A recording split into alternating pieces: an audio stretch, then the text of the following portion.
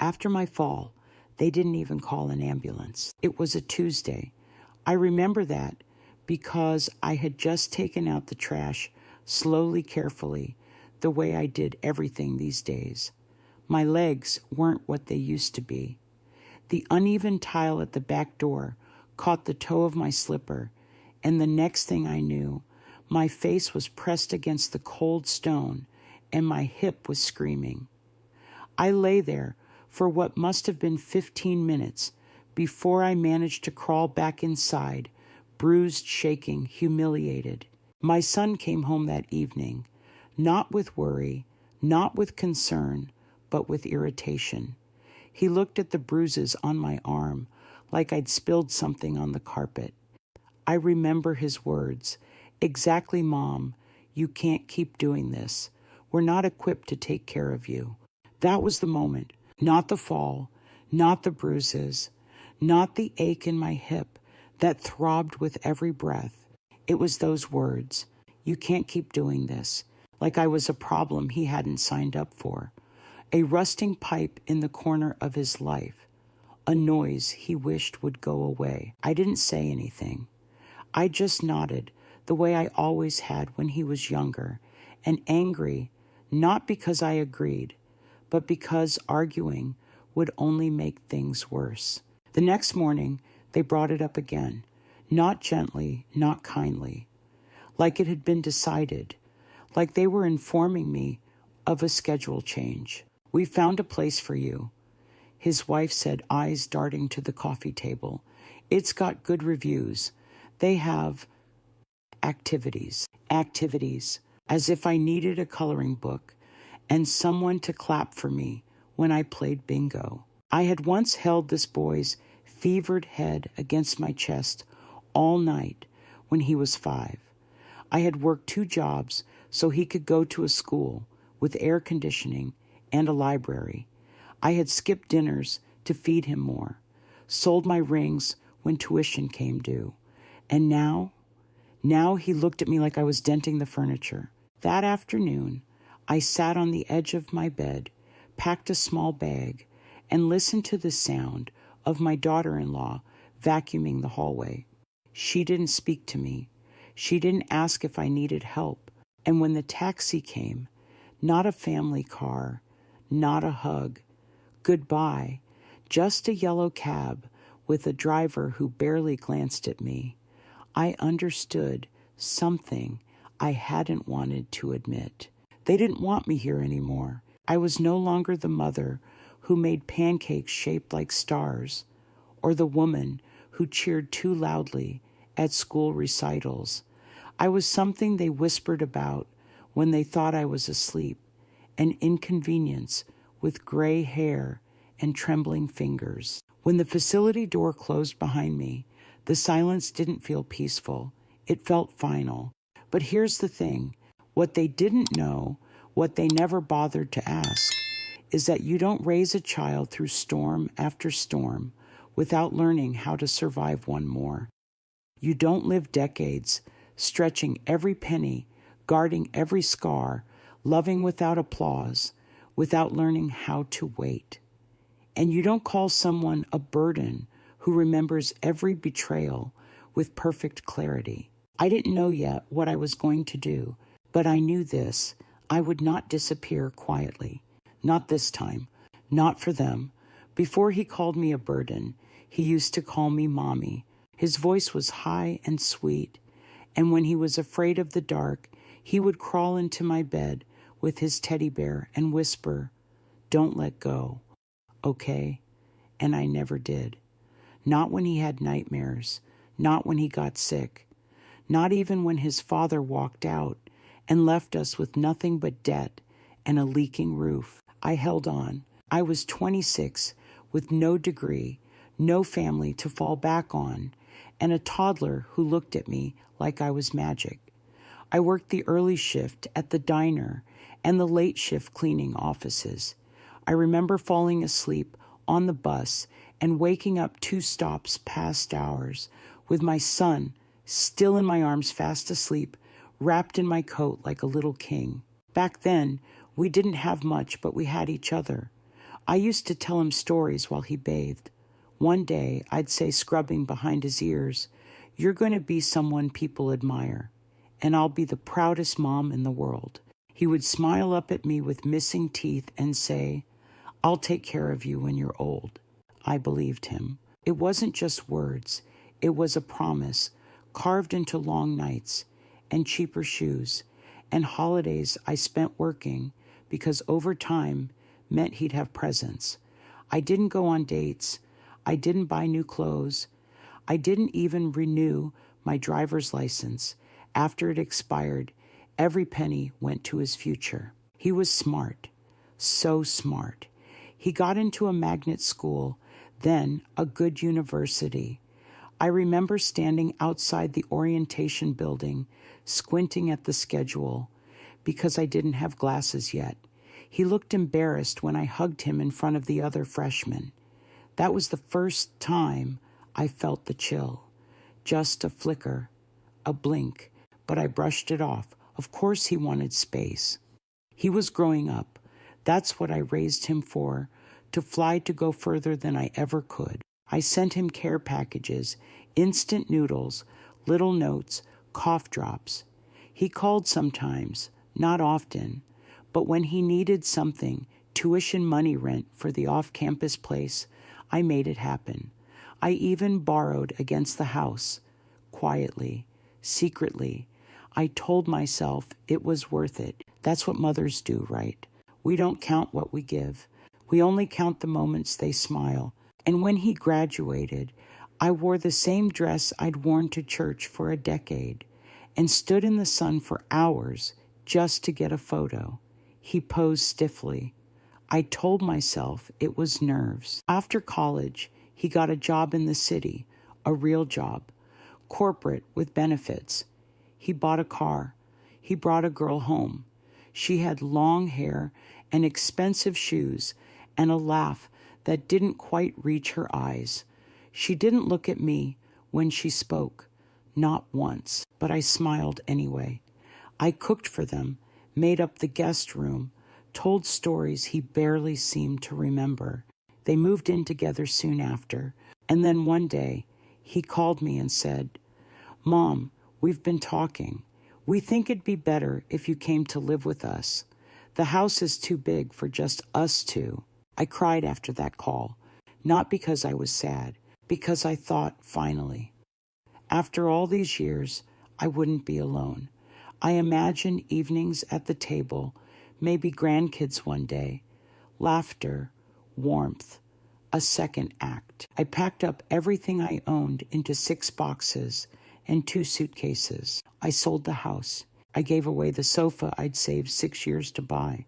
I left the street where I had planted flowers, known the neighbors held barbecues. I said goodbye to my life because I believed in my son. I walked into that house with hope, and for the first few weeks I clung to it. I baked bread. I tried to help with chores. I stayed out of their way. I offered, then stopped offering. I sat quietly in the corners of their lives and told myself, they're just adjusting. It's new for them too. But the silences grew longer. The smiles got tighter, and I began to feel it again, that coldness, that flicker now, longer than a blink. Still I waited. I waited because I had built my life around this boy, around love, around sacrifice. I waited because I thought love was always returned. Maybe not in the same way, maybe not at the same time, but eventually. I was wrong. It started small, the way silence settled between us, like a fog no one wanted to name. The way my footsteps seemed louder in the hallway, as if even the walls had begun to resent my presence. I'd sit at the kitchen table in the mornings, waiting to say good morning, but they stopped coming down until after I had gone back to my room. At first, I thought it was coincidence, then habit, then strategy. I remember making a pot of soup one day, the kind he used to love when he was little. Carrots cut into little stars, just like I always did. I left it simmering on the stove, filled the house with that warm, savory smell. I even set 3 bowls on the table, but when they came home, she wrinkled her nose and said, "Ugh, it smells like a hospital in here." He didn't say anything, just walked past me, sat in the living room, and turned on the TV. That was the night I started eating in my room. They had rules unspoken, but strict. Don't use the washing machine during their work calls. Don't rearrange anything in the pantry. Don't sit on the living room couch unless invited. Don't make noise after 9 p.m. Don't leave the bathroom light on. Don't. And when I tried to help with laundry, with shopping lists, with little things, she would smile, that tight smile, and say, "Oh, we've got it." I was not part of we. I was extra, an unwanted shadow. One night, I walked past their bedroom and heard her whispering, "She's always here. It's like we have no space anymore. I didn't sign up for this." And his voice low and exhausted, I know. Just give it time. Give what time? Until I disappeared. I started noticing things I wasn't meant to see. The way they checked the thermostat after I touched it.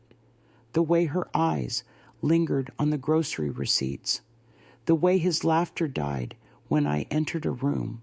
The way their weekends always involved plans I was never invited to. The house was filled with soft exclusions. They never told me I wasn't wanted. They just let me feel it. And I did. Every hour, every sigh behind a closed door, every untouched plate I left on the counter. Once I heard her on the phone with a friend. I wasn't eavesdropping. I was walking by. But her voice carried. She's not even that old. I don't know why she acts so helpless. My mom still hikes every weekend. Her mom didn't raise a child alone. Her mom didn't sacrifice her spine for overtime. Her mom didn't spend a lifetime folding into corners to make others feel big. I wanted to scream, but I didn't. I went to my room. Again, it became my refuge. 4 beige walls, a narrow bed, a window that overlooked nothing. I began keeping a journal, not because I had hope anyone would read it, but because it was the only place I still existed without judgment. The first page was simple. Day 1. I think I've become invisible. By day 14, I wrote I miss the sound of my own voice. By day 28, I wish I hadn't sold the house. The loneliness wasn't new, but it was heavier now. It had weight, texture, a cruel sort of design. It came with proof photos they posted that didn't include me. Dinners I watched from the hallway, vacations planned behind closed doors, and then the fall happened. That day, I'd been trying to water the little potted plant I kept on the back steps. A small thing, a stubborn sprig of green that reminded me of home. I slipped. Hard, the impact stole my breath. My bones screamed, and for 15 minutes the world forgot me. When I made it back inside, bruised, limping, gasping, he looked at me like I was an error in a spreadsheet. "Mom, you can't keep doing this." As if my pain was his inconvenience, as if I'd chosen to fall. Something shifted in me that night. Not a loud break, just a quiet tear, like fabric wearing thin. I sat on my bed and stared at my journal. Then I wrote they see me as dead weight. I raised him, and now I weigh him down. The thing is, you can't undo that kind of truth once it lands. You can ignore it, deny it, even cry over it, but you can't unknow it. And I knew it now in every breath I took. I wasn't a guest in their house. I was a burden they didn't know how to carry, or worse, didn't want to. The morning after the fall, I stared at the ceiling and thought, if I died right here, how long would it take for them to notice? That wasn't a cry for help. It was a calculation, a cold one, the kind you start making when the people closest to you have stopped seeing you as someone worth caring about and started treating you like a logistical problem. They didn't take me to a doctor. No one even checked my bruises. He left a heating pad outside my door like I was some stray pet. She knocked once thinly and said, "There's soup in the fridge.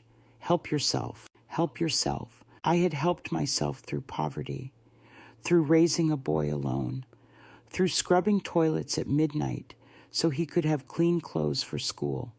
I had helped myself until my hands cracked. Now apparently, I was still supposed to help myself. That's when I knew if I didn't help myself again in a different way, I'd vanish, quietly, forgettably, the way unwanted women always do. So I began to take notes, not in my journal, not anymore. That was too raw, too obvious. I opened a folder on my old laptop, the one they thought I didn't know how to use, and I began documenting everything: dates, words, moments. March 14th, bruises still deep purple, no medical attention given. March 18th, overheard her say, "I feel like she's always listening." March 22nd, denied access to living room during family gathering. It wasn't just pettiness. It was survival. Because the thing is, people like her, people like my son, had something to protect: reputation, appearances. And if I knew anything from raising him, it was this: you never shout your truth at people who don't want to hear it. You build it, brick by quiet brick. So one day, if the storm comes, it doesn't knock you over. It reveals what you've been holding up all along. That week, I asked for my documents back. They had kept my insurance card, my ID, my social security info for safekeeping, they said when I first moved in. Now I asked again. His face was blank. "Why do you need them?" "I just want to be organized," I said calmly. "It's my information."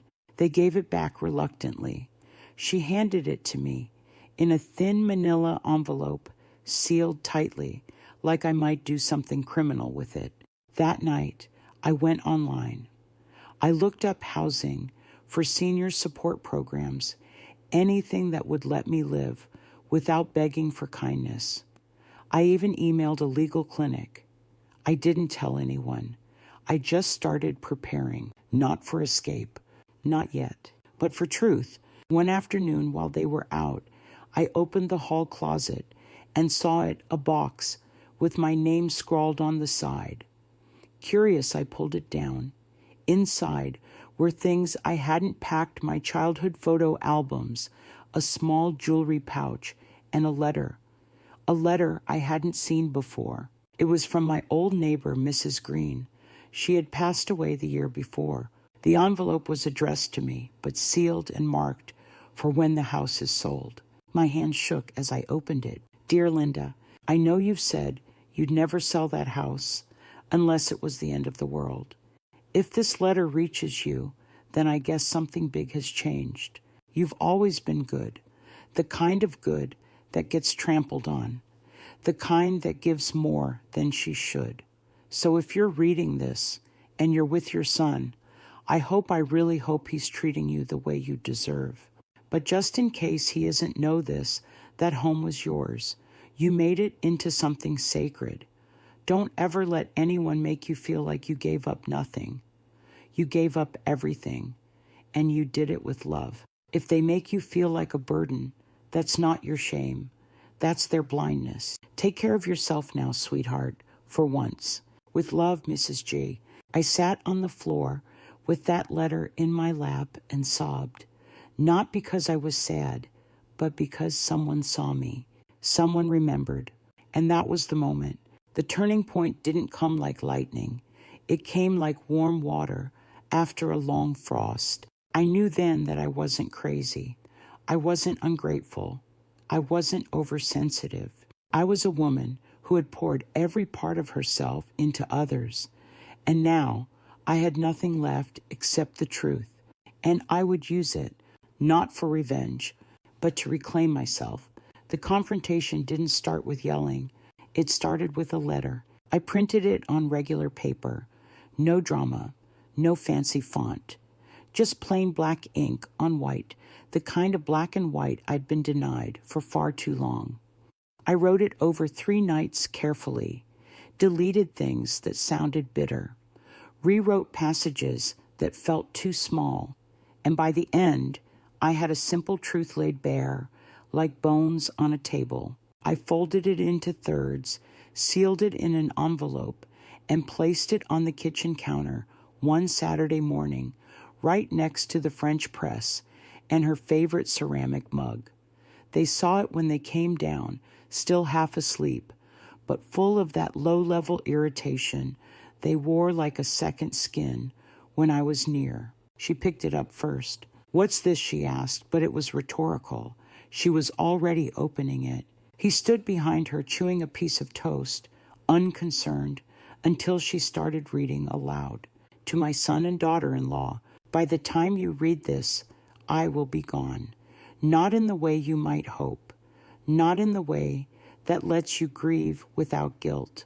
I'll still be breathing, still walking, but no longer inside this house. I understand now that I am no longer welcome here, that my presence, the same one that once wiped noses and made birthday cakes and held a sobbing boy through storms, is now considered a burden. I won't beg to stay. I won't apologize for existing, but I will say this. You have mistaken silence for weakness, kindness for ignorance, sacrifice for stupidity. I have documents. I have a timeline. I have everything. And while I will not shame you in public, I will also not protect you in silence. You are free to live your life. And now finally, so am I. Mom, he didn't speak for a full minute, just stood there, holding his toast like he forgot how to chew. She was the first to react. Is this some kind of guilt trip?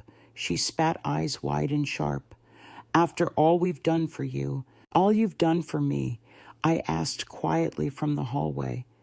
My voice sounded different, calmer, like something inside me had clicked into place. He finally spoke. Mom, come on. This is dramatic.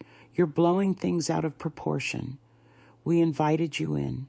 We let you stay. Let me stay, like a guest who had overstayed her welcome. I sold my house for you, I said. I uprooted my life. I gave up everything because I thought I believed I mattered. You do, he said, but his eyes wavered. You always have. Then why do I feel like a ghost in your home, I asked. Why do I eat alone? Why do I hear you whispering about me at night? Why do you talk to me like I'm a problem instead of your mother? His mouth opened, but nothing came out. Silence again, except this time it wasn't heavy. It wasn't suffocating. It was mine. I reached into my bag and pulled out a small stack of printouts, my journal entries, dates, quotes, pictures, a copy of Mrs. Green's letter. I placed them gently on the table. I'm not filing a case. I'm not asking for compensation. I'm not threatening anyone. But I want you to know that I remember, that I was here, that I mattered. He sank into a chair. I never meant to hurt you, he mumbled. That's the tragedy, I replied. You didn't mean to, but you did. She folded her arms. So what? Now, you're going to leave and play the victim. No, I said, I'm going to leave and be free. I walked back to my room, picked up the small suitcase I had packed the night before, and returned to the hallway. He stood there blocking the door. Where will you go? I looked him in the eye. The boy I once held, the man who had forgotten. I'm going somewhere.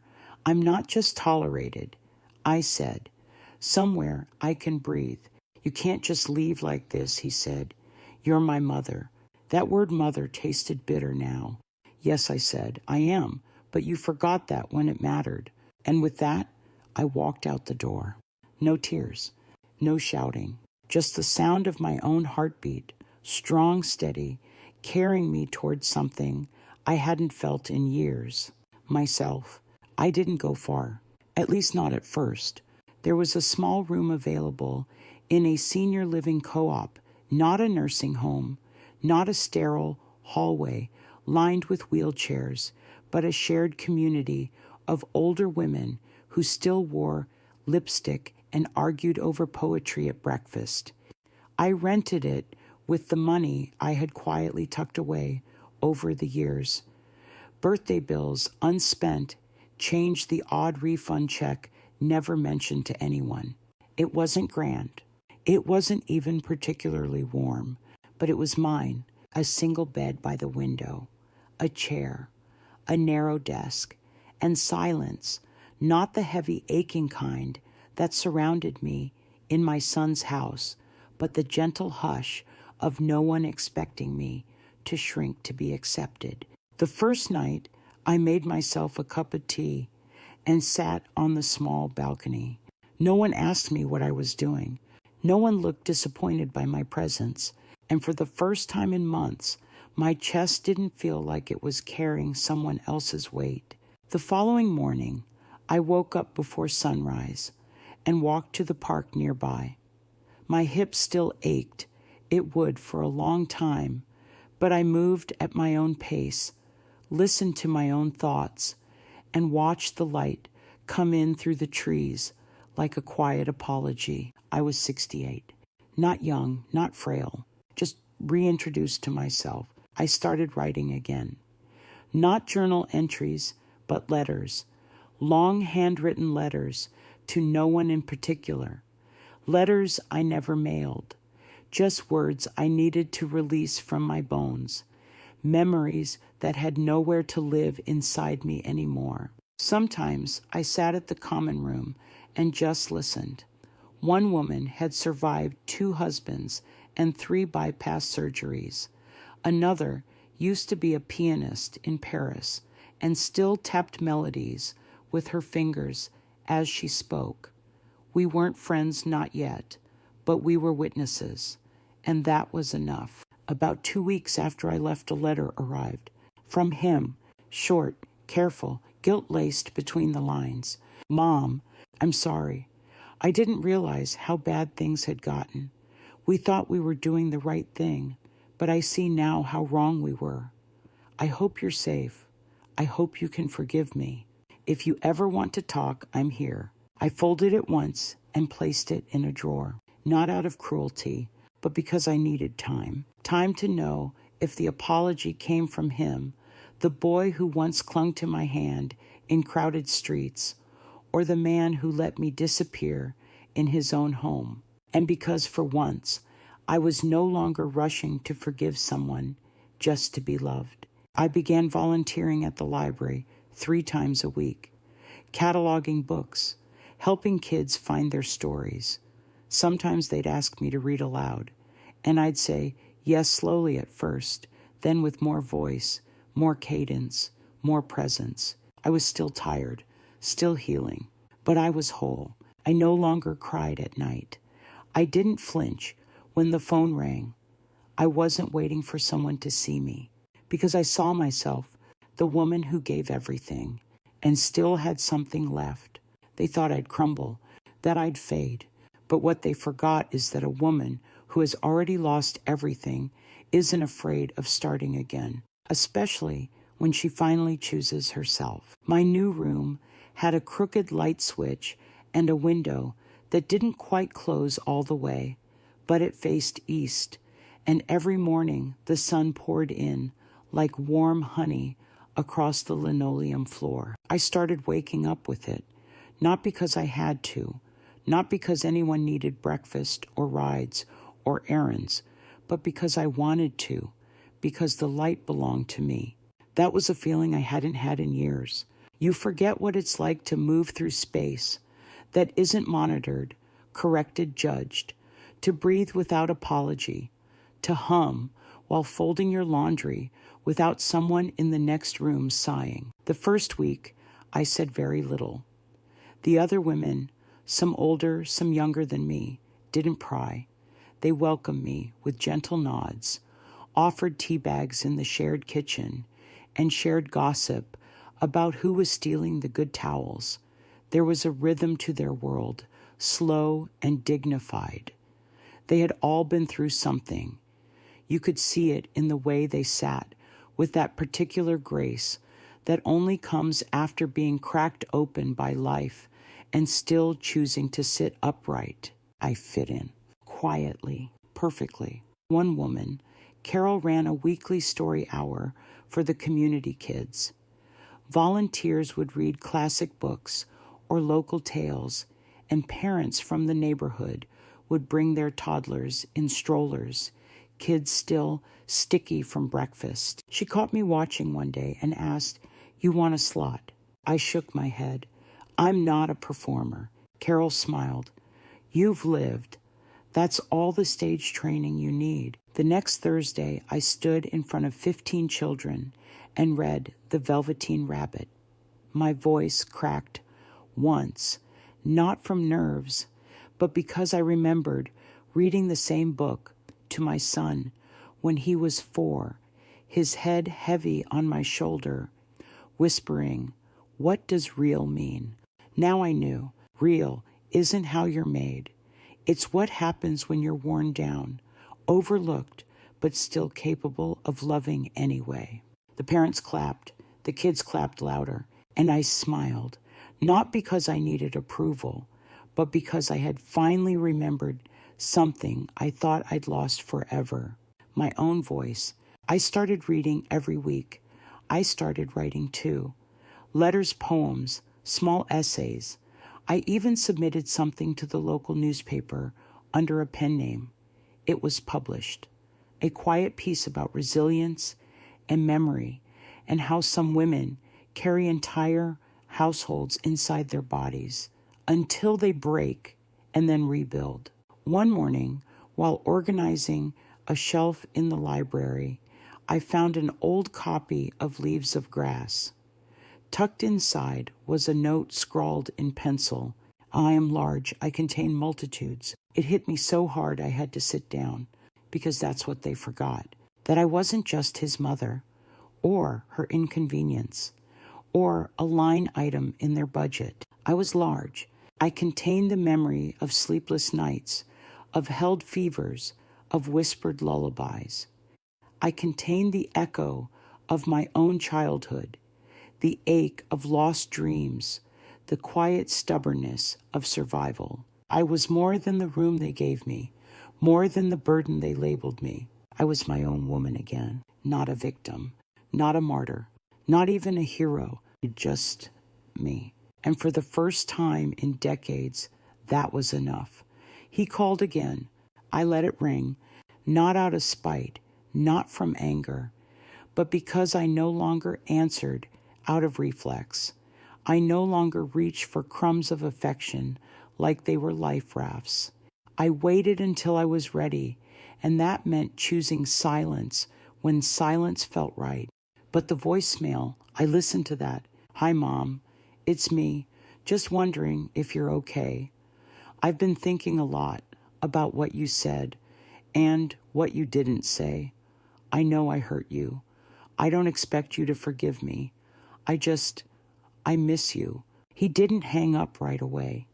There was a pause at the end, filled with the kind of breath you take when you're not sure if you'll ever be forgiven. I sat with that for a long time. Miss me? Which version? The one who cooked, who folded his laundry, the one who bent her back so he could walk taller? Or did he finally see me, not just as a mother, but as a human being? I didn't know, and for the first time in my life, I didn't need to know, not to move forward. Instead, I took a walk. I passed children on scooters, an old man feeding birds, and a mural on a brick wall that read, "We grow back differently after being broken." Yes, we do. Later that evening, I sat with Carol and 2 others, sipping weak coffee and folding donated clothes for the local shelter. Someone made a joke about elastic waistbands, and I laughed a full belly-deep laugh that surprised even me. That sound used to live in me. Now it was back. A week later, I did call him, briefly. "Hello." His voice was cautious. tired. "It's me," I said. Silence. "Then I didn't think you'd call. I didn't think I would either." We talked not like mother and son, not like enemies, like two people trying to decipher the damage in a house they once shared. He apologized again, this time without defense. "I didn't know what I was doing," he said. "That's the problem," I replied. "You didn't try to know." He cried. I didn't, not because I didn't feel, but because I had already done all my crying in that small room with the broken window. He asked if he could visit. Maybe, I said, but not yet. And I meant it, because healing doesn't happen on anyone else's schedule, especially not the person who caused the wound. That night, I wrote a new entry in my journal. I am no longer the woman who waited by the door for someone to remember her. I am now the woman who chooses who gets to knock. The next morning, I put on a red scarf, the one I hadn't worn in years, because someone once said it clashed with my hair, and I went out, to the market, to the park, to the world, not as someone's mother, not as someone's burden, as me. When I moved into that little room at the co-op, I only brought 2 suitcases. It wasn't about space. It was about permission. What did I still need? What was still mine? The rest I let go. Old furniture photo frames with cracked glass sweaters he gave me that I never liked but wore anyway. The casserole dishes I brought when I moved into his home, left in their cupboard. I didn't want them back. I didn't want anything back that had been received with obligation. But there were some things I kept. One was my mother's brooch, a small silver pin shaped like a bird in flight. She gave it to me when I turned 18. I wore it to my first job interview to court when his father left, to every parent-teacher conference that I walked into with trembling hands and a spine made of steel. I wore it again the day I left his house. Another thing, I kept a letter my son wrote me in the 3rd grade. Crumpled, misspelled a drawing of us holding hands. On the back, in thick blue marker, he'd written, "I love you more than air." I folded it carefully and placed it in my new drawer, not out of nostalgia, out of truth, because love, like that, however forgotten, was once real. And the last thing I brought was a framed photo of myself at age 24, before motherhood, before exhaustion. I had wild hair and a crooked smile. I looked like someone who believed the world might still offer her something beautiful. That woman had been gone for years. But now each morning I looked at her again, and I whispered, "You're back." Not the same. Better. I started a new ritual. Every Sunday afternoon, I'd walk to the pier and sit with a thermos of tea and just observe. Boats in the distance, teenagers taking selfies, dogs barking, couples fighting and making up, life happening around me, not rushing to include me, not trying to fix me, just letting me be. There was comfort in that. And in the evenings, when I folded my laundry or washed my face, I spoke kindly to myself, out loud. "You're safe now. You made it through. You're allowed to take up space." Healing wasn't linear. Some nights, I still dreamed of that house, walking into the kitchen, only to find all the chairs gone, my voice echoing against empty walls. But those dreams didn't define me. They were just ghosts passing through. And every day, I added a little more light to the room, a plant, a soft rug, a handwritten note on the mirror. I am not an afterthought. When people ask what I miss about my old life, I say this: I miss who I used to be, not because she was better, but because she tried so hard to be small enough to be loved. Now I'm learning how to be whole, even when no one's looking. And it feels honest. It feels like home. It sat on my desk for 3 weeks, folded once, cream-colored paper, black ink. I wrote it one evening after returning from a library shift, when the ache in my back reminded me I was no longer young, but my spirit finally wasn't tired. The letter was addressed to him. I never intended to send it, but I needed to write it for closure, for clarity, for the part of me that had carried too many unspoken sentences like they were bones I wasn't allowed to break. Dear Sachin, dear son, you once said you'd take care of me when I was old. You said it while holding my hand sticky with juice, eyes wide with belief. I think you meant it then, but life gets loud, doesn't it? And love, real enduring love, is quieter than the noise of ambition, of convenience, of someone else's disapproval. Love doesn't shout. That's why it gets drowned out. I'm not writing this to shame you. I'm writing this to set myself free. When you saw me fall and did nothing, I didn't break. Not really. I bent inward. I went quiet. But I didn't disappear. I took notes. I watched. I endured, not because I was weak, but because I was remembering. You gave me silence. You gave me a back turned. You gave me a closed door and the suggestion of a one-way ticket to invisibility. But I gave you life. I gave you my body, my hunger, my dreams, my hope. And for that, I owe myself more than what you were willing to return. I forgive you, but I no longer wait for you. Love, Mom. I didn't cry when I signed it. I just sat there quiet. I placed it in an envelope and tucked it inside a book of poetry, Adrian Rich, I think, on a page marked by a line I now recited daily. The moment of change is the only poem, and I had changed, not in spite of what happened, but because of it. I no longer needed him to say sorry. I no longer needed her to smile with sincerity she never had. What I needed and finally had was distance, space enough to hear my own heartbeat, a room to claim as mine, a life rebuilt, not from revenge, but from reclamation. Some evenings, I'd walk past the cafe where young parents juggled strollers and diaper bags, and I'd feel something strange, not bitterness, not even regret, but a soft ache, a memory of the years I mothered like it was the only language I knew. And I'd whisper to myself, you did your part, let that be enough. I joined a women's writing group. We met twice a month in the community center, folding chairs and mismatched pens. One woman wrote about a husband who forgot her birthday for 15 years. Another wrote about surviving war. I wrote about the sound of my own silence and how I had learned to hear it without shame. They listened. They saw me. And one day, after I read a short piece titled The House That Forgot My Name, someone said, you write like someone who's been to hell and walked back barefoot. I smiled.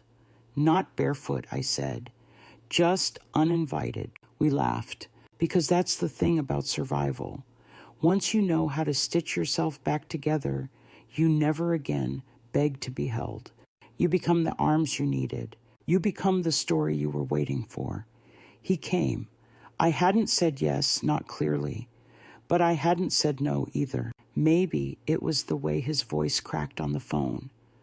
Maybe it was the envelope with my name in his handwriting that arrived 2 days earlier, containing nothing but a single photograph, him aged 10 arms, wrapped around my neck, both of us laughing. The caption on the back said, before I forgot, before I failed you.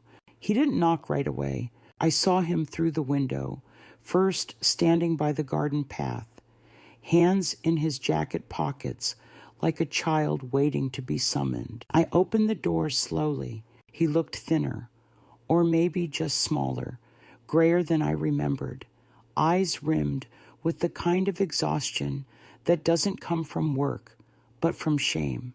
Hi, Mom, he said like a question. Come in, I replied. We sat at the tiny kitchen table. He didn't touch his tea. I didn't force pleasantries.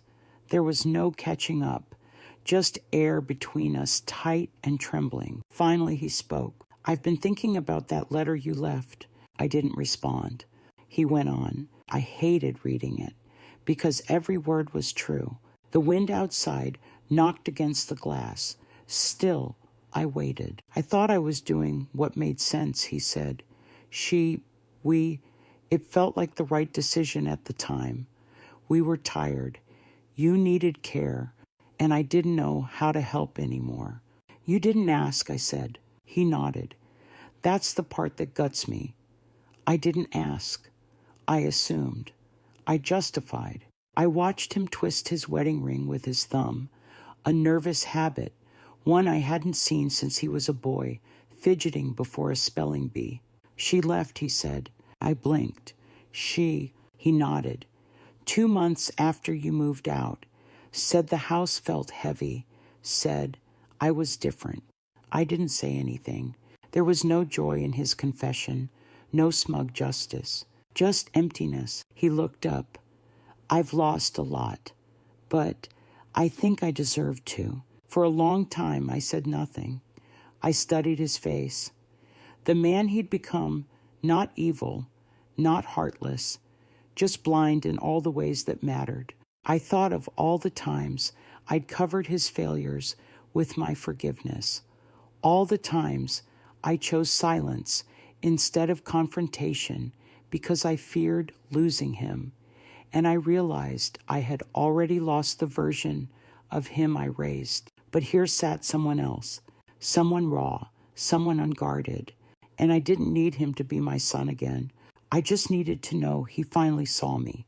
So I asked, "What do you want from me?" His voice broke. "I don't know. I just wanted to see if there was still something here, if you could ever look at me without pain." I stared at the steam rising from my mug. "There's always pain," I said, "but there's space too. Space for something new.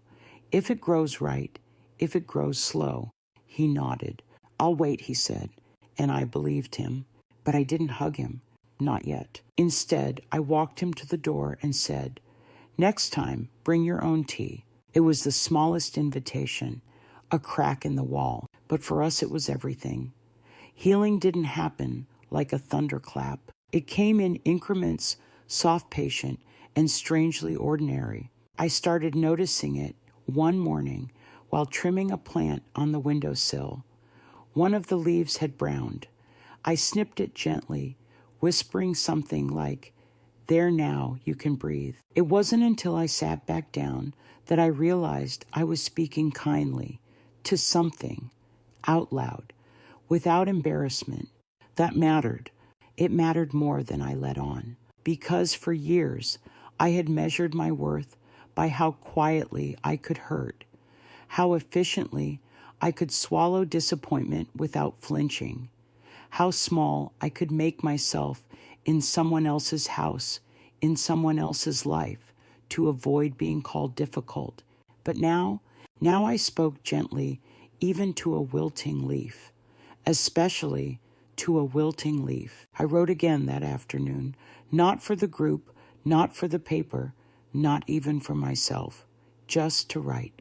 The piece was short, a reflection on how sometimes the roots we think are dead are simply waiting for the right season. I called it Things That Grow Back. Carol read it first. She smiled and said, "You're finally telling the truth, not just what happened, but how it shaped you." And she was right. The truth wasn't just that my son called me a burden. The truth was that I believed him for far too long. That belief poisoned me, made me doubt my memory, my worth, my right to take up space.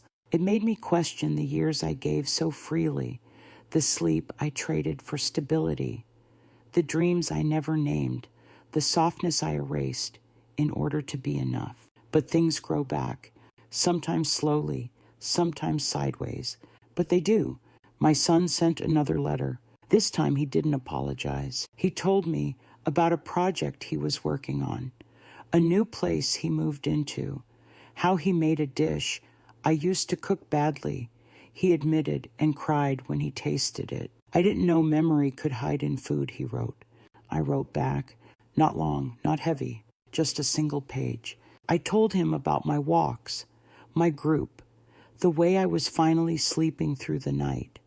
I told him I didn't hate him, but I didn't say I forgave him either. Forgiveness, like grief, takes the time it demands. He replied again a week later. He didn't ask for more. He just said, I'm glad you're okay. That's all I wanted to know. I read that line 3 times, and for the first time in years, I felt something strange and unfamiliar settle into my chest. Peace, not joy, not resolution, but peace, the kind that doesn't need applause or closure to feel complete. The next day, I moved my desk to face the window. I bought a second plant. I wrote a letter to myself and pinned it above the lamp. You are not a burden. You are a beginning. And every morning since I've read it before anything else, because things that grow back need light, even especially when they've lived too long in the dark. At the community center's spring gathering, they handed out name tags. Write whatever you'd like to be called, said the young volunteer with kind eyes and chipped nail polish. I hesitated, pen in hand. For years, I'd only been Mom or Mrs. Tran, always defined in relation to someone else. Someone's wife, someone's mother, someone's tenant. The idea of choosing my own name, of choosing how the world addressed me, felt both thrilling and terrifying. So I wrote Linda in big steady letters. No qualifiers, no titles, just me. When someone called out that name later, Linda, would you like another cup of tea? I almost didn't respond. Then I realized they meant me. And the warmth that came with that recognition ran deeper than I expected. Being named is one thing, being seen is another, and I was finally both. After the event, I stayed behind to help fold chairs and wipe down tables. A teenage girl who had read one of my pieces from the library bulletin came up shyly and said, "Are you the Linda who writes?" "I guess I am."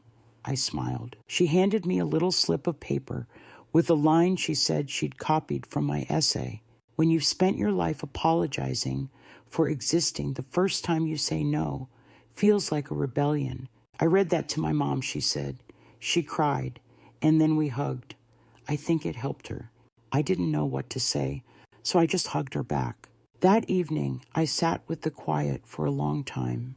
There's a sacredness to being alone when you're not lonely. It gives you time to listen, not to the world's demands, but to the whisper inside your own chest, the one that says, this is who you are now, and it's enough. I took out the notebook where I'd begun sketching a new project, a series of letters, fictionalized, but based on women like me. Not revenge stories, not weepy memoirs, but reclamations. Lives restarted at the edge of invisibility. The title, After They Stopped Looking. Carol read the first one and said, "This doesn't feel like your past."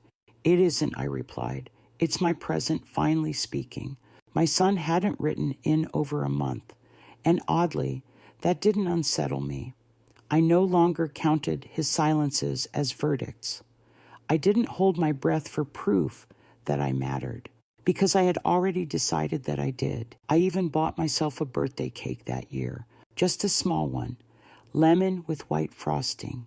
I sang to myself softly while lighting the candle, and when I made a wish, it wasn't for anyone else to come back. It was for me to keep going. The photo on my nightstand, the one of me at 24 now, had a new companion beside it, a more recent picture taken at the spring gathering.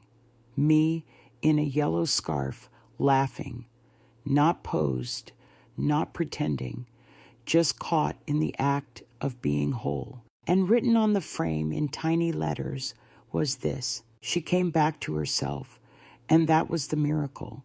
There is a strange kind of quiet that arrives when you no longer need to explain yourself, not defend, not justify, not soften the edges of your pain so someone else can sit more comfortably in your story. That's the quiet I live in now, not silence, peace. It took time to realize that I had spent most of my life adjusting my volume, lowering my voice when he was angry, lowering my needs when they were busy, lowering my expectations until they scraped the floor. Now I speak at my natural volume. Sometimes it's loud, sometimes it's barely more than a whisper, but it is mine. One Saturday afternoon, I was invited to speak at a writing workshop. The theme was inheritance. Most people talked about jewelry recipes, trauma land. I stood up with a thin stack of papers and said, I didn't inherit money or heirlooms. I inherited habits, the habit of apologizing for things that weren't my fault, the habit of waiting to be chosen, the habit of mistaking endurance for love. And I'm unlearning them now, one breath, one morning walk at a time. There was a pause after I finished, and then applause. Not loud, not explosive, but enough to feel heard, enough to know I wasn't alone in the room. Afterwards, a woman with gray braids hugged me so hard, I felt her breath against my collarbone. She whispered, "You just told my story, and I didn't even know I'd been carrying it." We sat on the front steps and watched the sky turn that pale pink that always makes you feel like something is ending gently. She asked me if I ever missed them. I said yes, but not the people, the idea of them, the fantasy I had woven out of need. I missed the dream more than the reality. I miss believing that if I just loved hard enough, I'd never be left behind. But I don't chase that dream anymore. Now I chase mornings that start with lemon water and no expectations. I chase conversations that don't require shrinking. I chase solitude without loneliness. My son sent a photo last week, a bookshelf he built himself. He said, "It made him think of me because you always held things together." I didn't know what to feel, so I sat with it, and then I wrote back a single line. I held a lot. I don't hold it all anymore. That's the thing about healing. It's not a firework.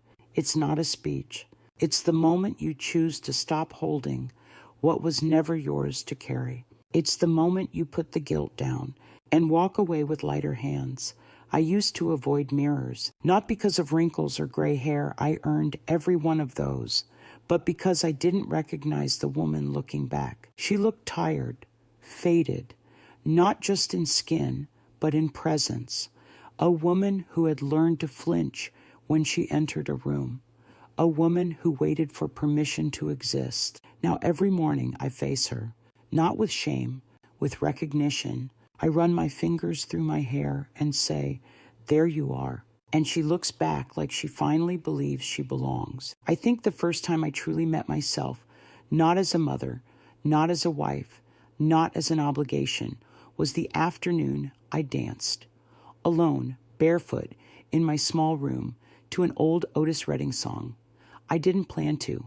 It wasn't poetic, just a moment of impulse. The sun was warm, my window was open, and the air felt like it didn't need to be filled with anything but joy. And so I moved, slowly, awkwardly, but with something I hadn't felt in decades, freedom. I laughed halfway through because I probably looked ridiculous, arms in the air, hip, aching slightly, humming off key, but I didn't stop because no one was watching, and even if they were, I wouldn't have cared. Later, I wrote in my journal, dignity isn't about silence, it's about motion, about choosing to take up space, to move through the world without apologizing. I used to think dignity meant staying still, staying quiet, staying out of the way. Now I know better. Dignity is knowing you are allowed to begin again, even if no one hands you permission, even if no one claps, even if the only applause is your own breath catching in your throat as you whisper, "I'm still here." My writing group asked me to lead a session last week. The theme, reclaiming our names. Each of us was asked to bring a word we once used to describe ourselves, a word we wanted to leave behind, and one we were ready to embrace. I stood at the front of that little room, the floor creaking beneath my feet, and said, mine was invisible. Pause. Deep breath. And the word I'm choosing now is whole. Not healed, not fixed. Whole. The room was silent, reverent, because we all knew what it meant to be shattered and stitched. We all knew what it cost to say, I am enough, even if no one ever tells me so again. Afterward, Carol hugged me and said, Linda, you glow now. You know that, right? I smiled, because I did. And I also knew this, that glow didn't come from forgiveness or closure, or anyone finally saying sorry. It came from seeing myself clearly and loving the woman I found, not for what she survived, but for how she finally came home to herself. The day I changed my emergency contact was uneventful. I went down to the community office, filled out a short form, and handed it to the administrator with a calm I hadn't expected. Under the line that used to read son, I now wrote Carol Winter's neighbor friend, a small thing, ink on paper, but as I walked out into the spring sunlight, I felt lighter than I had in years. There was no bitterness in the choice, only clarity. I wasn't erasing him. I was rewriting myself. Later that week, Carol and I took a short trip to a nearby coastal town. She drove. I sat in the passenger seat window, downwind in my hair. We didn't say much. We didn't need to. We checked into a small inn near the water and spent the first evening wrapped in shawls on a rickety balcony, watching the tide come in. There was a silence between us, the good kind, the kind that holds space rather than emptiness. She asked me once, in that way, Carol does gentle but unflinching. If he called you tomorrow and said he needed you, what would you do? I didn't answer right away, not because I didn't know, but because it was the first time I could answer without guilt. I would listen, I said, but I wouldn't abandon myself to save him again. Carol nodded. She understood. She always did. That night I dreamed of my younger self. Not the woman broken by sacrifice, but the girl before motherhood, before marriage. Barefoot, wild-haired, standing at the edge of a lake, with her arms open wide as if the world owed her something, and she intended to collect. When I woke, I cried. Not from sadness, from reunion, because that girl had waited long enough. The next morning, we walked the beach. I let the water kiss my ankles and didn't flinch when it turned cold. Carol took a photo of me, laughing, half turned to the sea. I looked at it later, and something caught in my throat. I looked alive. Not surviving, living. We drove home in near silence, and as the co-op came back into view, I knew something had shifted again. Not in the world, in me. I didn't need a new house, a new family, or even a new story. I just needed to stop waiting for the people who hurt me to be the ones who heal me. That was never their job. It was mine. And slowly, deliberately, I had done it. Not with grand gestures, not with rage, but with quiet choices. One boundary at a time. One morning walk at a time. One refusal to disappear. There's a moment, if you're lucky, when survival becomes something else. Not a badge, not a scar, but a doorway. I stood in that doorway one morning as sunlight poured across the floor. Same tea in the same chipped mug, same cardigan, same quiet, but something had changed. It was the way I stood, not waiting, not wishing, just belonging. I wasn't chasing peace anymore. I was standing in it. Some nights I still wake up from old dreams. I'm back in that house, trying to speak while no one hears me. I wander from room to room, arms full of invisible needs, trying not to be too much. But when I wake, I place a hand on my chest and whisper, "It's not your home anymore." And I mean both the dream and the boy in it. I saw him once more, not long ago. He came by with a sweater blue soft, wrapped in quiet effort. "I thought of you when I saw it," he said, eyes uncertain. I took it gently, held it up. "It's beautiful," I said, "but I don't need anything." He nodded. We sat for a while. He told me about his work.